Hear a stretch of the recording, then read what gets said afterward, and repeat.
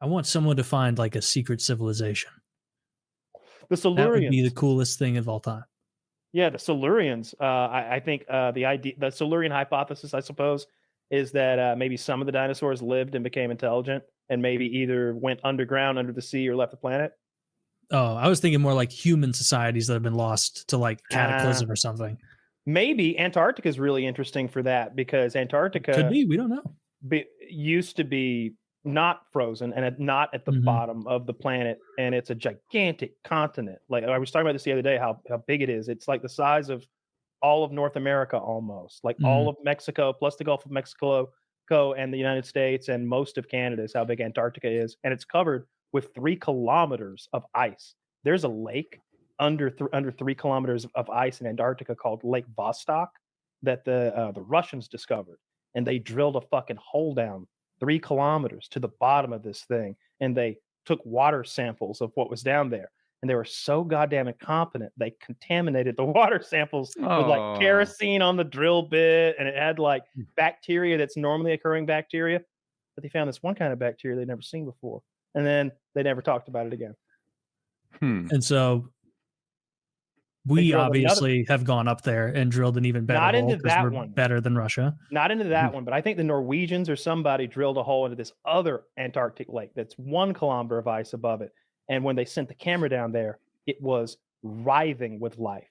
They were so it looked like an aquarium. There were so many fish like gathering by the hole they had. No way. Yeah, life without sunlight is interesting. It's been cut off from the rest of evolution. Would it be supported by like geothermal millions of years? I think so.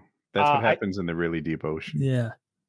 Oftentimes it's like it'll be in those pockets in particular under Antarctica. Sometimes it's super high salinity, so it can't freeze, and it's under so much pressure it can't freeze. And also hydrothermal. I'm sure that's going on too. They also found a crater down there under Antarctica that they can see with some kind of LiDAR technology or some shit, some sort of radio imaging, and it's multiple times bigger than the Chicxulub impact that took out the dinosaurs. Like there's a gigantic crater down there. But it must have happened, when Antarctica was on the other side of the planet, millions and millions of years ago. Yeah. But humans wouldn't have even been around to be making a cool civilization then. Like maybe they find some ancient hominids or something, like maybe stone tools, but nothing really that cool. Like the people, I think humans like us have been around for like 250,000 or 300,000 years, but like things like us have only been around for like 1,000,000 years. Like some smart bipedal ape folks. I don't know. Homo habilis is one of them. I think that means handyman in Latin or something like that, because they found his tools. Homo erectus and Homo habilis. Those were the two. It blows me away how much progress we've made recently. Right? Yeah. So like Kyle said, I'll take it as fact. Humans like us, right? The hardware have been around for 250,000 years. And it seems like we've gone 249,000 years, making barely any progress technologically at all. And then in the last 1,000 years, from 1,000 to 2,000, all of it happened. The year 1,000, what do we have? Like banging metals with hammers? That's as far as we made it. Yeah, we had in the year 1,000, we had taken a step back. It took 1,000 years for the rest of the world to catch up to where prime Rome was a millennia prior. After Rome fell, it was like, all right, well, how did they make these concrete structures so strong? And they're like, damn, well, we didn't write that down. Nobody wrote that down. I'm asking, not accusing, just to set the tone, right? Is it possible that is kind of a Western lens we're looking through, and that places like China or Japan didn't have the same dark ages? I don't know. I think that we've taken multiple steps backwards across various cultures through time, and I'm really drawn to that idea of an ancient, advanced civilization, because I want them to have I want the stories from lore, from the Bible, and from maybe even from Greek mythology to have that little grain, that little kernel of truth to them. I saw some crackpot on Rogan talking about the Ark of the Covenant maybe possessing some sort of nuclear or otherwise high-tech element to it, because there's a story of the Philistines opened the Ark of the Covenant and the entire city was beset by like boils, and they died from cancerous tumors, 50,000 of them. And he's like, "Oh, you see, it was radiation." It's like, I don't know. I think they just made this shit up. But like, I would love it if the Ark of the Covenant was a small plutonium reactor that dated back to the civilization 10,000 years before it that had figured that shit out, or maybe 100,000 years before it that had figured it out. Because like the way plate tectonics work and the erosion and everything on this planet, like if we just like Twilight Zone disappeared, like all the people disappeared and all of our gadgets and everything stayed behind, it'd be gone in a few million years. Like it would all erode away.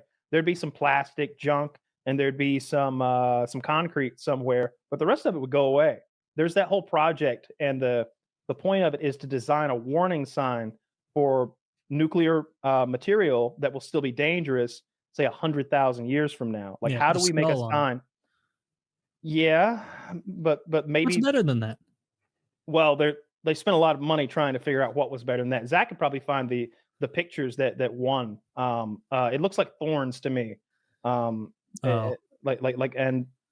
the project was not only to design warning signs, but also maybe to design the facility that it was stored at to make it look like a place you don't want to go. Yeah. The words in English written there are really interesting. Like, what lies beyond here is waste. It holds no value to us. It is poisonous and dangerous. It kills and destroys. It has no value to you or to any who would venture further. Go forward at your own risk. It's something like that. Like what the English words are, every language. Sounds like a quest.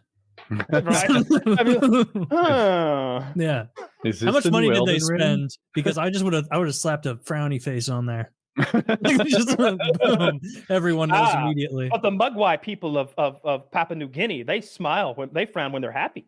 Oh, true. Well, once they invent boats and get off Papua New Guinea, we can cross that bridge. But I don't think they're going to be the ones exploring northern Russia. The Magumbo people could stumble upon this radiation in 100,000 years, and I promise you, they won't have advanced very far in 100,000 years. Surprise, surprise. So they will not know that this is radioactive. They seem to be set where they're at.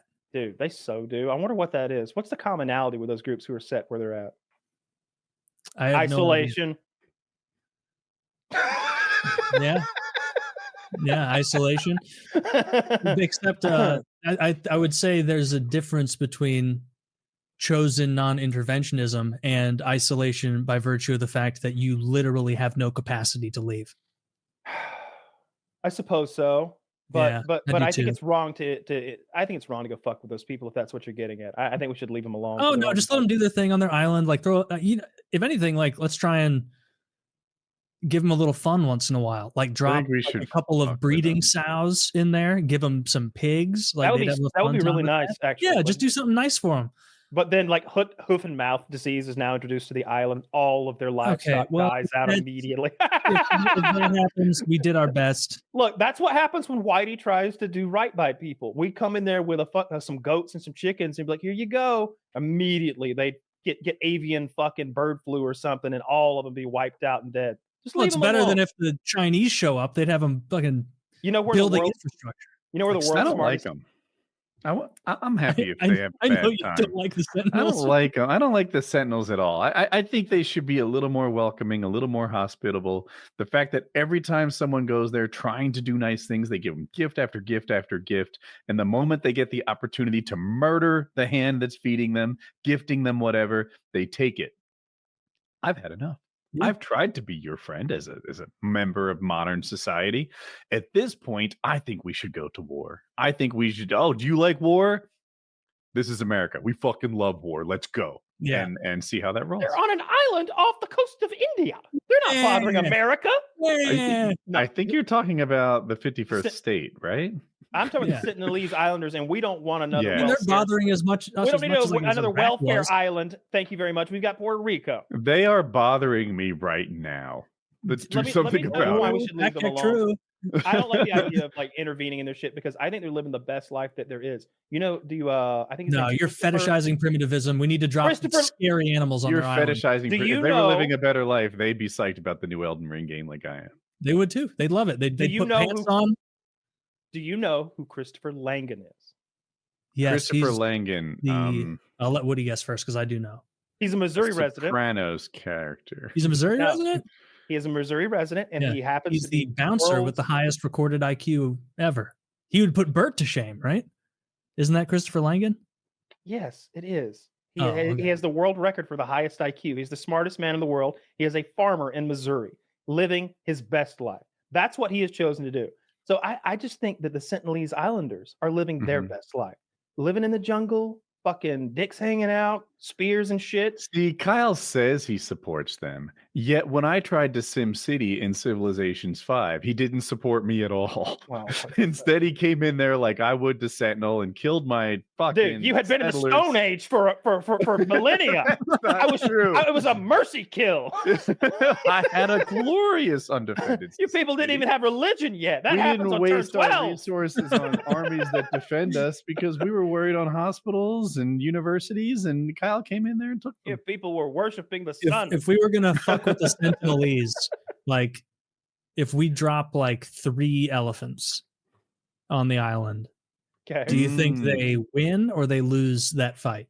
They lose that fight. Oh, I thought we were gifting them white elephants as a problem.